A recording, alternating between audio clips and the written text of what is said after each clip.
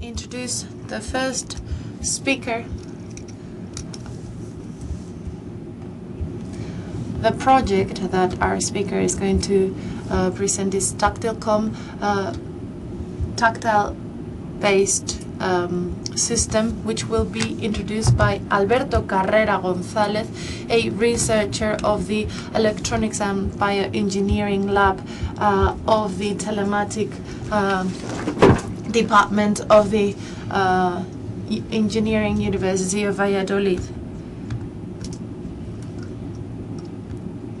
After all the keynote speakers' presentations, we will hold a Q&A session that can continue over the coffee break, because I am certain the presentations will be most interesting for all of you. Thank you very much, David. Good morning, ladies and gentlemen. Thank you very much. I'd like to start by thanking the organizing committee, the scientific board, and the ENG Foundation for having given me the opportunity to be here. There is a mistake with my name. It is a very common mistake. My name is Albano, not Alberto. I'm going to introduce Tactile.com. Sorry, it's not David, it's Daniel. So we are leveled up now. I did it on purpose, by the way. Well, I'll just introduce this project, Tactile.com. It's a communication system, and it's based on the tactile sensors. I think we can display a presentation now. Well, the presentation is very simple. The agenda comprises 5 different points: the introduction, the goals, the material, the outcome, and the findings we have reached so far. First and foremost, rehabilitation technologies, which is the core of our department. These technologies with the aim of improving the quality of life of people with impairments as well as functional problems. Namely, in our lab, and specifically the work I develop, is oriented to human-machine interfaces. We have defined 2 types of interfaces based on the function they do. Afferent interfaces, those in charge of receiving signals, and the efferent signals, which are based on one electronic core which displays information to the body or submits this information to the body, whether it's pure information or sensory information. The visual impairment is the core of our project. There are no official estimates, official data. These are just, again, estimates, and there is around 6,000 people in Spain. The international estimate is that 15 out of 100,000 citizens suffer from visual impairment. Numerous projects have been developed throughout the world, like Braille-based systems, although those deaf and blind people are not very confident with this system. These vibrating system for dangerous situations and hazardous situations, with a ring that can sound if there is a danger ahead, and the tactic project in Spain that was developed in the past years. It is a very complex project because our palm has 27 stimulation points. We will display something that's easier, but the potential users have stated that this is far more practical and useful. The goals are to create a substitution telecommunication system based on those 2 interfaces, the afferent system and the other one for the visually and hearing impaired with a tactile and visual stimulation. Although the visual is only for those cases where there is a residual vision, that is, cases where users can actually see somehow. We are based on specific patterns that can be adapted to the environment and the users. As you see with the sign language interpreter, right now we based ourselves in one idea or one concept to transmit it to the users. The idea is to cover a specific market niche, but we have to be very careful about it. We do not have the goal to cover for a specific market niche. No, we just want to cater for our users. The universities, being public, must provide these technological solutions. The interface that we need to build needs to comply with 7 requirements that we have already predefined. It needs to be adapted to users. We have to properly define the capacity and the sense we need to stimulate. They have to be accurate. No failure is possible. They need to respond to certain capacity. That means they have to convey numerous ideas. So with the same interface, we might create numerous stimulation patterns. It has to have a low cost, and it has to be user-friendly. So this has to be real time, as we say in engineering terms. You do not want, or you can't communicate with someone and wait for 20 seconds. No, it really has to be real time. It has to be comfortable also, because the users are going to wear this for a long time. But most importantly, it should be affordable, not only for the users, but also for their family. Because if it's too expensive, nobody could use it. And then we will rule out this possibility. I will briefly go into the most technical part. This voice recognition interface has created a system which is based in a commercial integrated system with numerous adjustments in different audio parameters. I won't go into detail. And we have also created a software with a computer by using Google's functionalities, which are open source and for free. It was already built up, so why bother creating it ourselves? It has a local processor, and it submits to our stimulating interface any given command by Bluetooth. And not only that, but we have built it in a smartphone, namely Android, but it could be easily extrapolated to an iPhone or any given smartphone. We use Android's functionalities. So for Apple, if we were to create this in Apple, we'll have to create one specific application, and we have local voice recognition and processing with the same functionality as in computers. We convey information to the stimulating interface. Any given command is transmitted. This is the sensory stimulation interface with touch stimulation with different vibrators like the ones you can find on your smartphones and mobile devices. It is visual with color LEDs, and the processing is a very simple one. It's only done with a auditive software platform, audio software platform that you will see on the slide.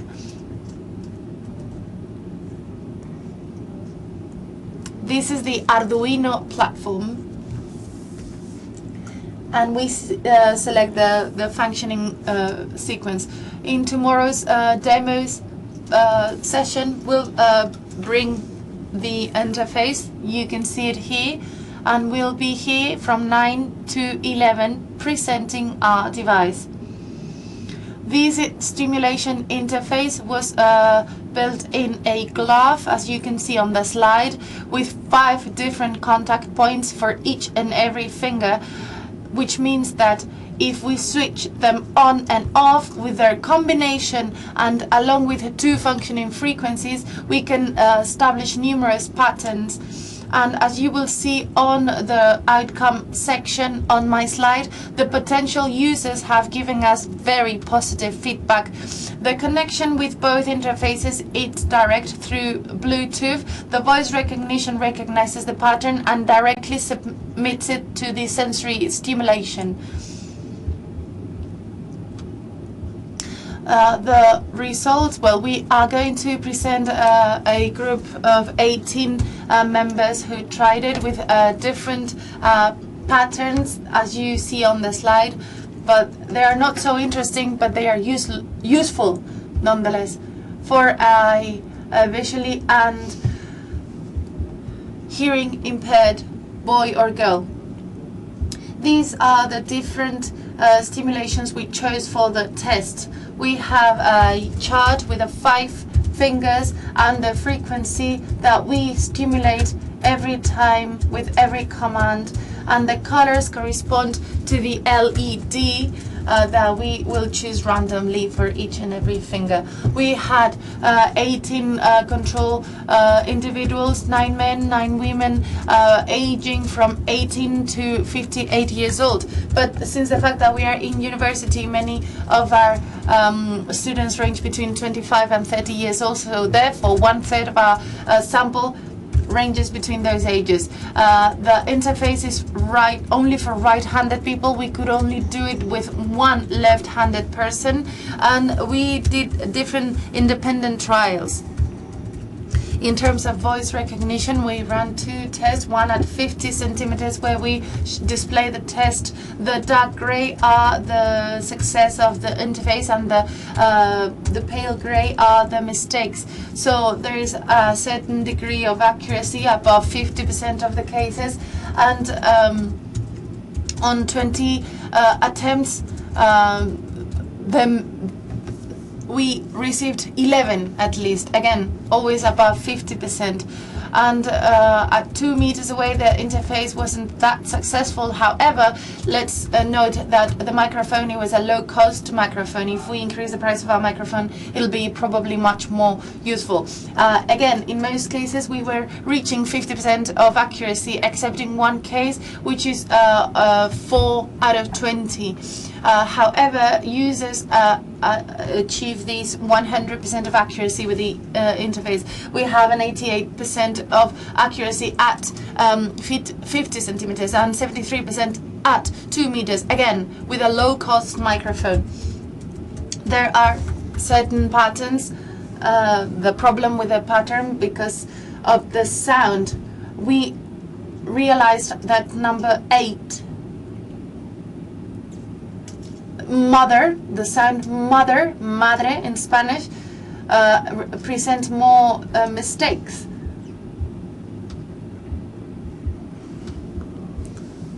The sensory stimulation interface was proved with numerous subjects with a 77% accuracy and 54% in the first attempt.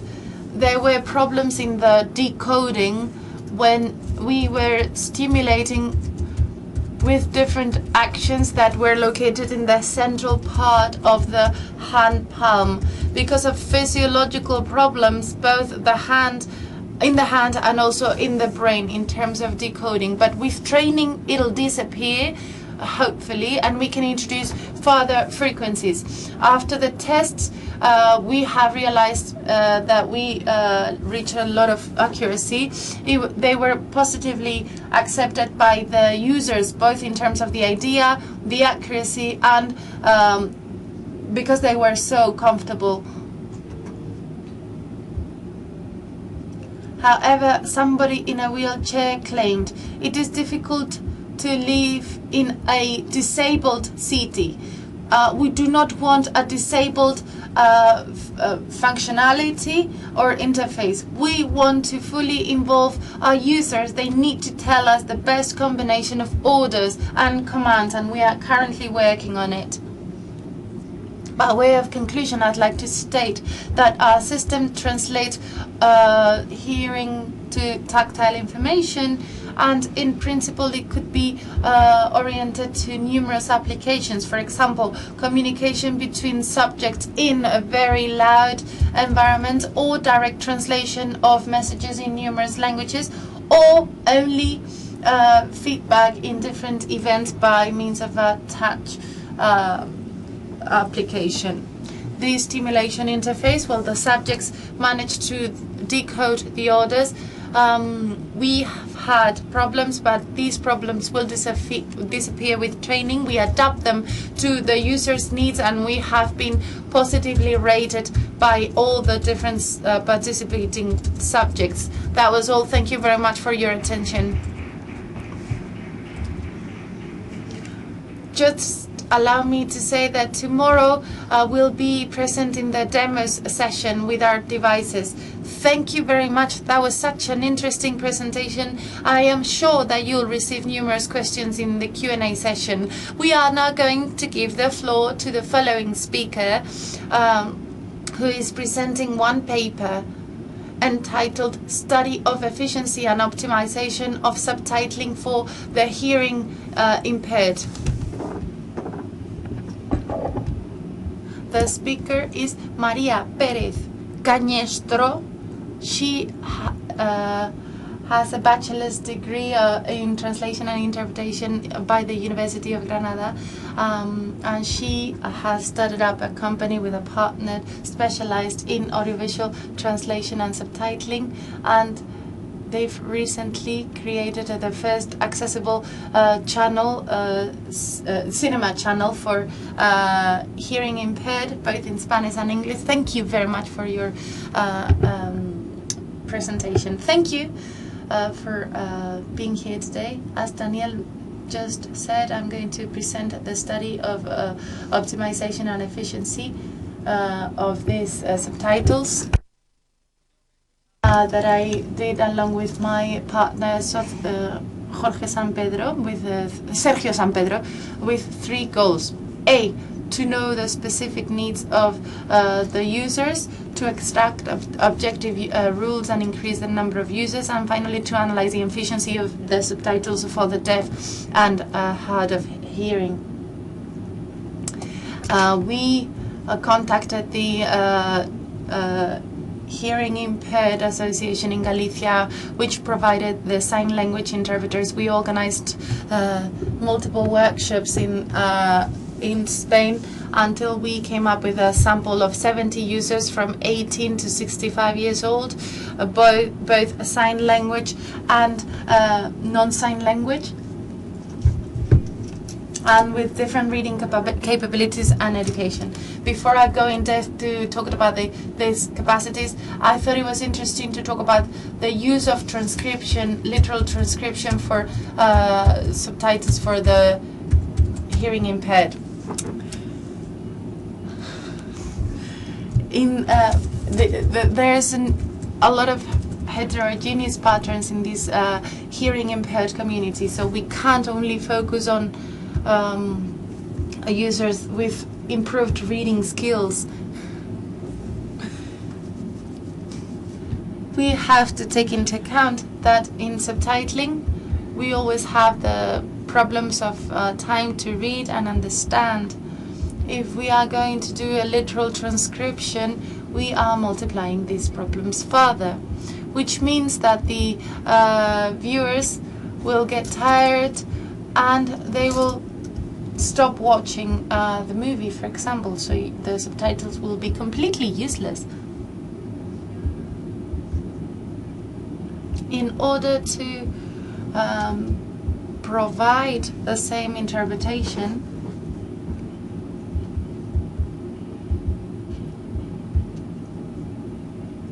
the method in our company, Pequerrecho Subtitling, focused on different goals: to speed up the cognitive understanding process, reducing the amount of time that users or viewers need to understand, to speed up the reading process without omitting information, reducing the amount of time that we need to read the same text, to keep the original register and nuances, because we can't change the script of a masterpiece and create a parallel script, and also to ease the following of the image and the text. To that aim, it is important to know the specific needs of our hearing impaired users.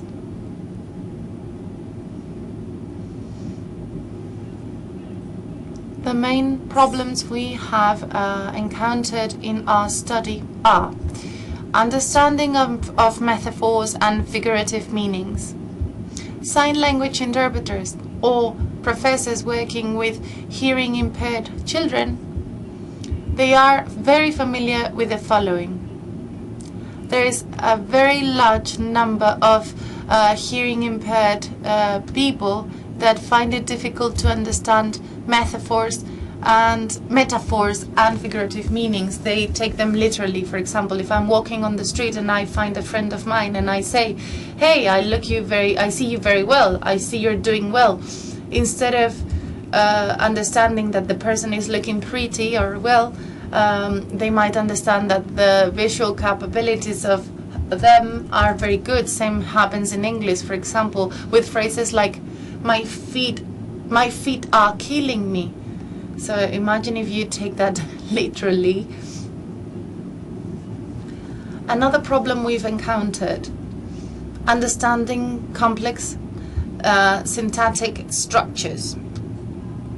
For example, passive voice.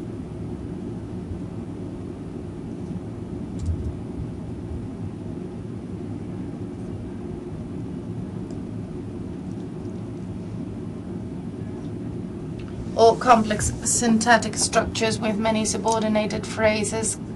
These syntax structures and commas, we need to replace them with the active structure, or trying to stick to a more commonly used phrase order. We've encountered problems with conjugated verbs, especially with a verb at the end, which is very difficult to understand who is the active subject, who is talking. How can we solve and overcome this problem? Either we always use simple tenses in Spanish, if possible, because in some of the cases this could be grammatically incorrect. And we always have to specify who is the subject of the sentence. Not only that, but also we have to clarify that there is additional problems to understand third-person pronouns and who they are referring to. In sign language, if we know that someone's name is Daniel, for example, they will always call him Daniel. They will never say he. He is someone else we don't know. So whenever we know the name, we will always stick to the name. We will always pronounce or try to interpret his name. Apart from these aspects, which can ease understanding, there is additional technical aspects that can ease reading and speed up reading. Among others, we've implemented the synchrony and time on screen. When we talk about synchrony, the pitch shall start the beginning of the subtitle, but the voice will not determine the ending of the subtitle. The subtitle must be left on the screen for additional time. And even if the scenes change, the camera angles change, the subtitles must remain on the screen. Not only we need the time for reading, but also it is important to set a specific rhythm that is always the same. For example, we need a minimum exposure time which shall never be less than 1 second on the screen, and timing between the ending of a subtitle and the beginning of a new subtitle. We also use the hyphen to identify when there is a conversation This differs with the Spanish legislation, which only uses one hyphen when two people are talking, and the color is always the same, white. We always use hyphen regardless of the color that they've chosen. And we use 2 lines rather than only one for subtitles. For example, this is one good example. The phrase could either go in a single line, but we believe, and according to numerous published studies, the Jean Samin study, onlookers and viewers tend to focus in the middle angle of the action of the screen. And once they have finished reading, they will move to the center of the screen again. The more centered the text, the eyes will have to read less distance, thus speeding up reading and making it more comfortable for the viewers to follow the script. We've always seen attempts for adaptation that were completely inefficient.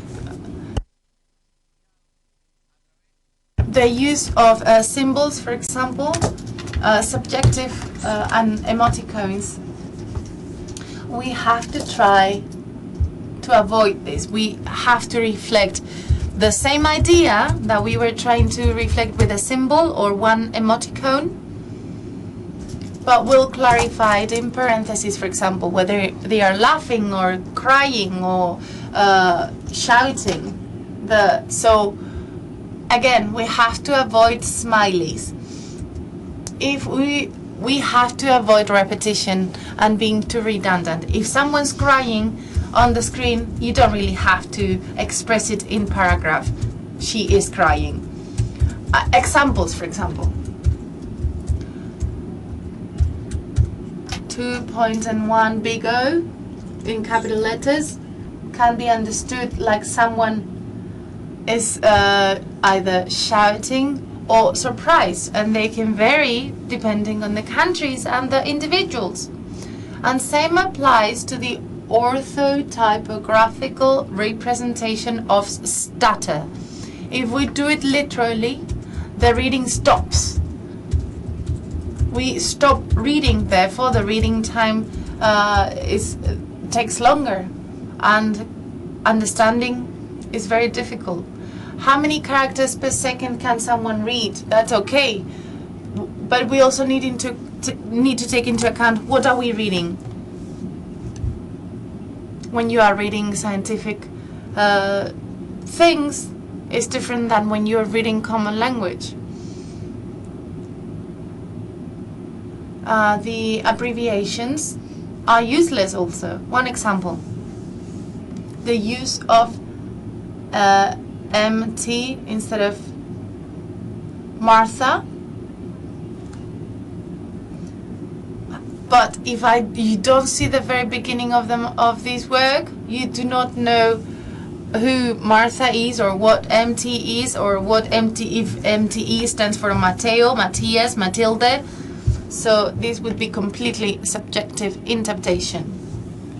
I would like to stress out the importance of review in order to avoid spelling, grammar, or punctuation errors, omission of subtitles, or environmental sounds, or the lack of coherence in color assignation, or lack of synchronization of the subtitles.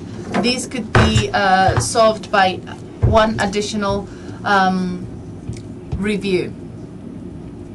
Any mistake detected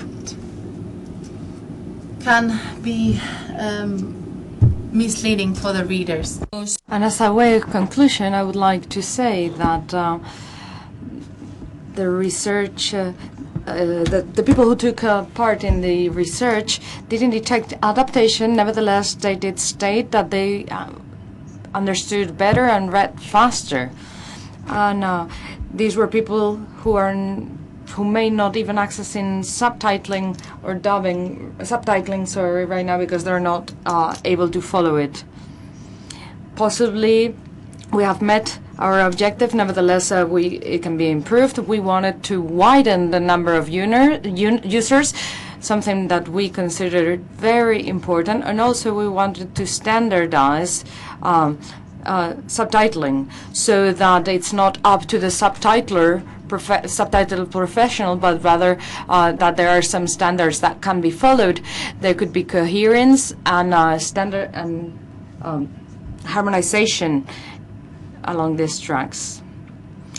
We would really like it if you visited our channel. We periodically upload movies or videos. It's a project of our own. It's accessible for English and Spanish speakers, and there you will be able to visualize more examples of the implementation of everything that I've explained to you today. Thank you very much.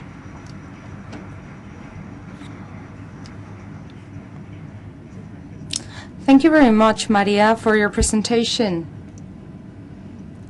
I found your presentation very clear and very didactic. Thank you very much.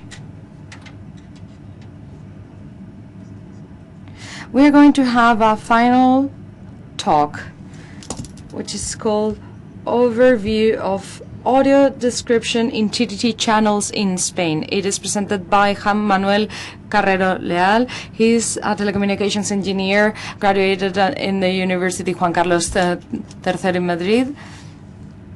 He has received training in the Audio Description and Subtitling Center in Spain. Thank you very much, everyone. What we're going to try to prove with this presentation is a bit of an overview as to how audio description is being implemented in TDT channels in Spain. We're going to do this from 2 points of view. One, from the radio diffusers point of view, and also from the point of view of users. Currently, audio description in Spain is regulated by the General Law for Audiovisual Communication, which dates from the year 2010. That law sets out certain minimum standards that televisions should comply with. Currently, for this whole year, it's 7 weekly hours for public channels and an hour and a half for public channels. Some channels were created after this law, and therefore they're in a transition period right now, which sets lower standards than the standards for channels that had been created prior to this law. We use the DVB standard in Spain. This is a broad standard that allows for many possibilities. This is a good side to this, obviously, but there's a downside also, and receivers are not always adapted to the standards. So when you have a receiver or a device which is a bit old, it may pose quite a bit of a problem. So let's analyze the types of broadcast that TV channels in Spain use for audio description. One of those is emission, the emission approach. There's a second audio channel. This audio broadcast is mixed with the original audio, and normally it is placed in the second audio channel that normally offers the original version for the language, for the original language. In that second channel, they broadcast the mixed audio. And then we have the mix upon received signal. It is increasingly more known. In an independent audio channel, they broadcast audio description. It's not mixed with the original audio as with the previous example. It is very important to make that mix adequately. For broadcasters, When broadcasters issue this type of audio description, they need to put it together into VVV tables. On the one hand, the PMT table that contains the different flows emitted by a channel, such as video, the different audio channels, teletext, and that table needs to be clearly outlined, as we will explain. And on the other hand, we have the EIT table. This is something that may seem familiar to us. The EPG may sound familiar to us. This is the programming system that we have on our TV. And in there, it contains the EIT. It's information about the programs. It has a summary of the program, accessibility data, which are included in this table. So how do devices behave? Given that those tables are not clearly outlined, devices may be, on the one hand, not foreseeing that mix when they receive it, and this may be because of the radio diffuser or the broadcaster. And on the other hand, another problem is the lack of information in EIT. So perhaps a user is not receiving his EPG to say if the program is subtitled or not, for instance. So let's see how this would work adequately for broadcasters. How should they design the table so that users can receive all possible data? On the one hand, the PMT data, which is the one that contains all channels, all flows contained in a single channel. There are two main descriptors that should be used in order to enable audio description adequately. On the one hand, we have the language descriptor, which has two fields, the type of language and the type of audio, and on the other hand, there's a supplementary audio descriptor that shows the type of mix for that audio description and the type of editorial classification. Regarding the type of audio, which is the contents of the audio descriptor, there are two fields. One, the language code, which enables us to know if the flow is in Spanish, original version, multiple languages, or undefined. So there's another one that shows the audio type. If it's not defined, different audio effects, if it's audio for hearing impaired or visually impaired. The last one has to do with audio description, which is value number 3. So how should a broadcaster or a TV channel outline this table so that the mix happens upon reception? He should identify that the language code is Spanish, and he should also say that the type of audio will be visually impaired comments. When the mix is made, when they launch the broadcast, the type of audio may be indefinite or comments for the visually impaired. This is a case because ideally they would have to change the value in PMT for each system, but normally there's a preset value for that flow, so it would be suitable to include this because not all programs are broadcasted with audio description. And then in the language code, they should make a distinction between flows for description, or they should say if what type of audio flow there will be, a supplementary audio flow, because some of them are in original version, there's audio description available, so in that case you should be able to select multiple value, which is null or not identified, or they should decide whether they want to change the language for each different program that will be broadcasted. Regarding the supplementary description, well, this provides additional information. It's not really mandatory information, nevertheless it would be desirable because it complements everything that we've said regarding the previous descriptor. This supplementary descriptor has two fields.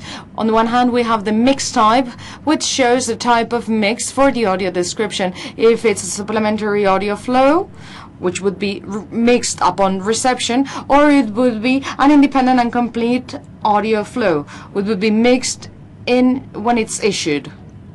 On the other hand, we have the editorial class, which classifies that type of audio files. So we could mark the main audio, that would be the normal audio file for the program, commentary for the visually impaired, audio for the hearing impaired, subtitling for those who need it, and so on. So, in short, taking into account the different fields that we have presented for the different descriptors, what should a broadcaster do so that they can put together the PMT table adequately? For the main audio, the regular audio, they should set audio type to 0, mix type to 1 because it's a complete audio.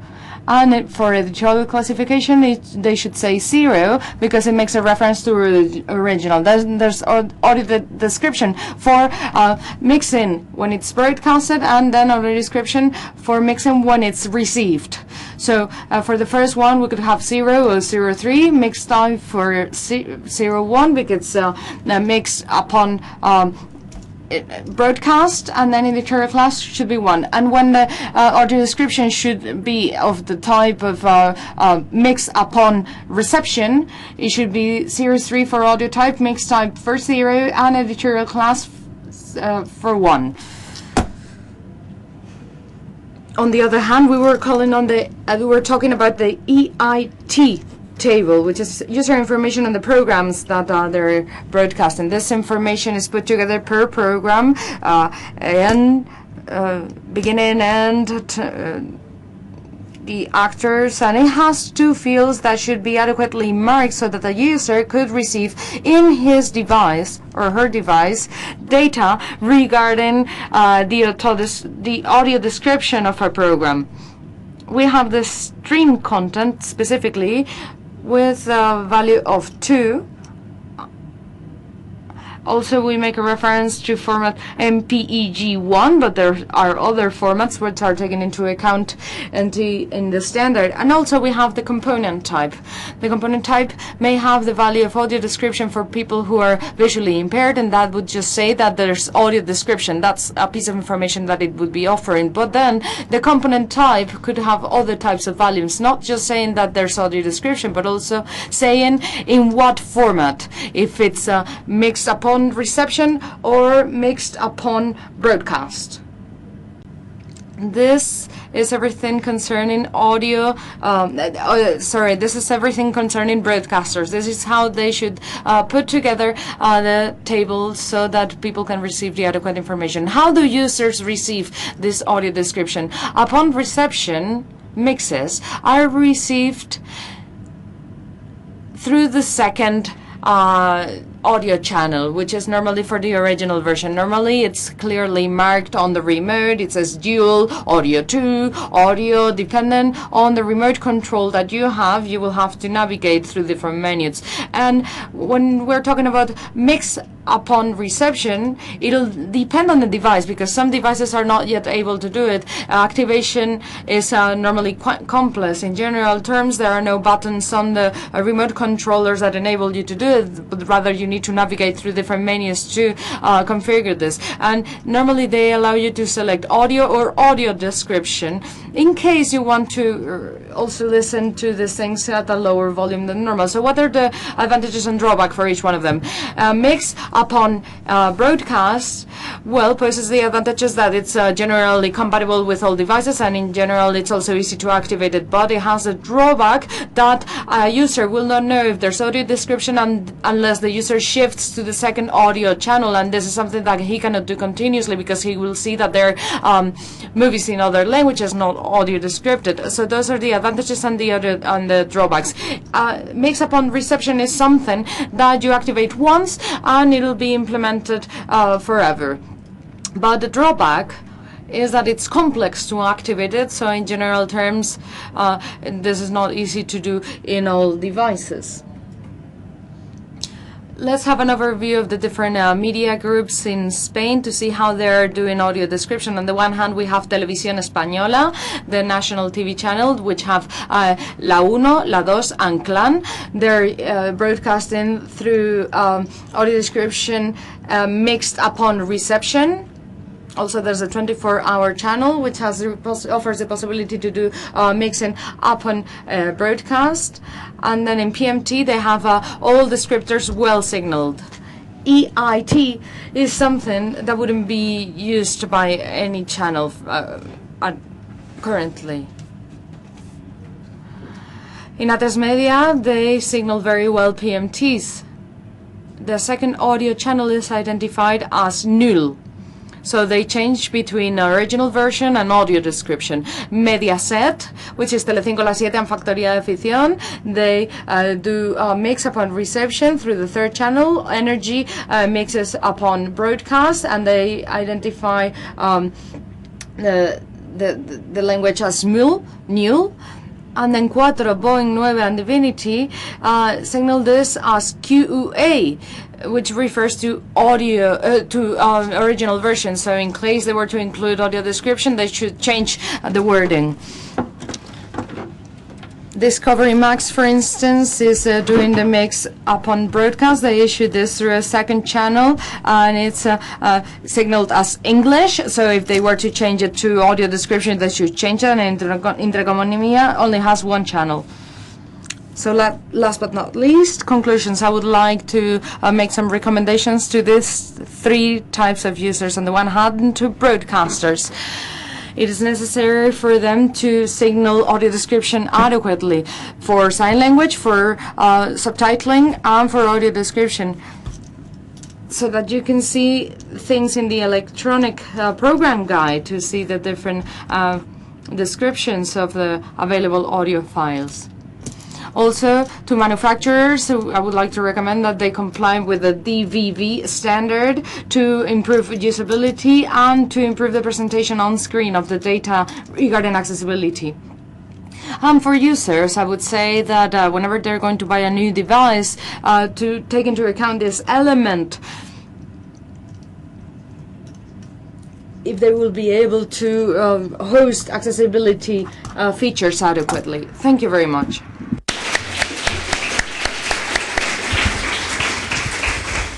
Muy bien, muchas gracias por la exposición. La verdad es que ha sido. Thank you very much for your presentation. It was a very clear presentation, and we learned a lot from it.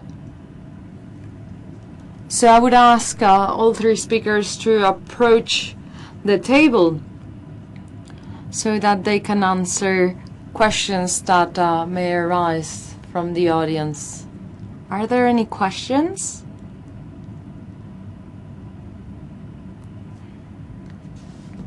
I don't see any raised hands. Well, that's fantastic, because that gives me the opportunity to pose my questions, because sometimes I cannot do that. So if there are questions from the floor, that's also fantastic. Of course, I can see a question, a raised hand at the back.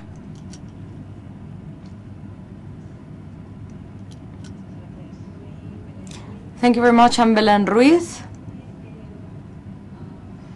I wanted to ask our colleague from Pequerrecho about her analysis regarding subtitle adaptation, because some deaf users told the FECIA that subtitle adaptation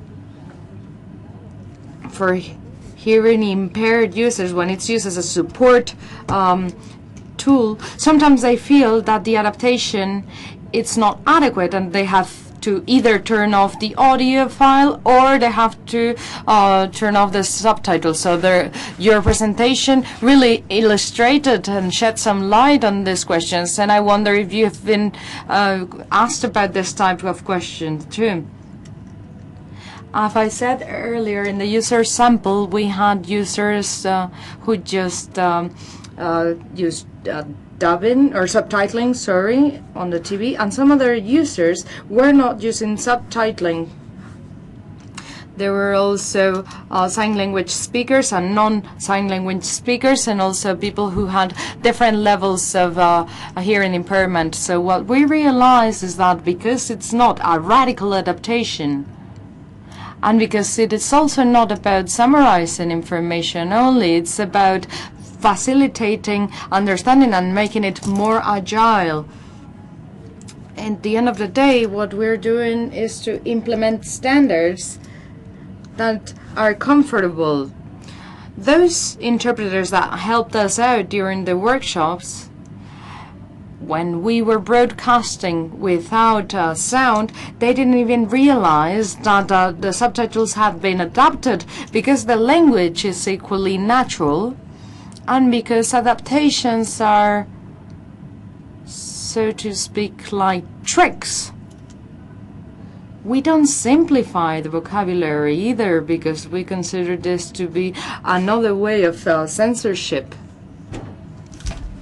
So users that still have some hearing will manage to follow this, and even better because there's added information, but we don't summarize the remaining information. So if they still have residual hearing, they will manage to follow the subtitles. And if they don't have residual hearing, they will be able to follow the subtitles even better, because we speed up the understanding process at the cognitive level, which was the key problem that we had to face.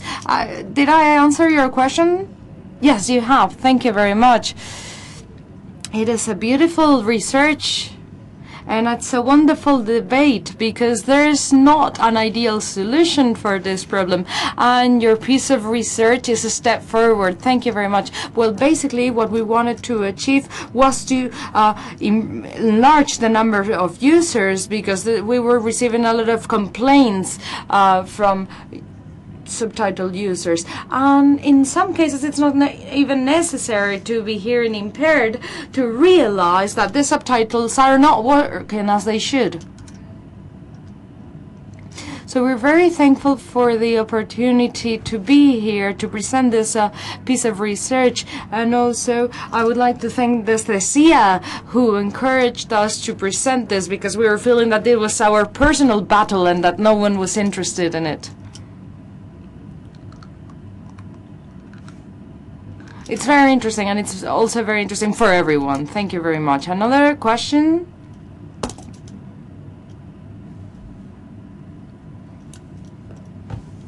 I would like to take this chance to pose a question. I would like to know if you could tell us about your user experience.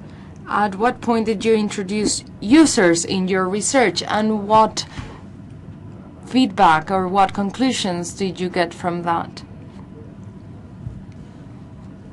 When we started thinking about putting together subtitles for the hearing impaired, we thought that we couldn't just do it seeing the existing theory, because we didn't really know user needs. So in principle, we got in contact with people who normally work with members of the hearing impaired community, and then we also resorted to the Federation of Deaf People in Galicia, and to other associations which are members of this federation. And our experience with users was wonderful. They really collaborated, and we learned much more from them than from the questions that we posed. We learned the most from the discussions that they had among them and from their personal experiences. So from that point on, what we did was to extract conclusions regarding all those experiences and from the debates that they had among themselves. Ever since we started carrying out the research study and implementing it, there's been a real practice that has lasted 2 years with this subtitling approach, and I think that the user feedback has been very positive. At the end of the day, this is what confirms that we did well in applying all the measures that we mentioned earlier. In our case, users are the centerpiece for our investigations and research. We developed a methodology to create all our systems and interfaces, which is user-centric. We have set out 6 steps. I won't explain all 6 steps. Nevertheless, the user is involved in all those different steps. We have set up a methodology for ourselves, who are engineers, and we've also involved doctors and potential users. Users are therefore present all across the process, ever since we conceived the process until the feedback phase, in which we use their comments and information so that our devices can be as useful as possible for this specific type of user. Juan Manuel, well, we are CESIA. Just like CESIA, our disability associations are part of our board, so we always take them into account, and they're always participants in our process.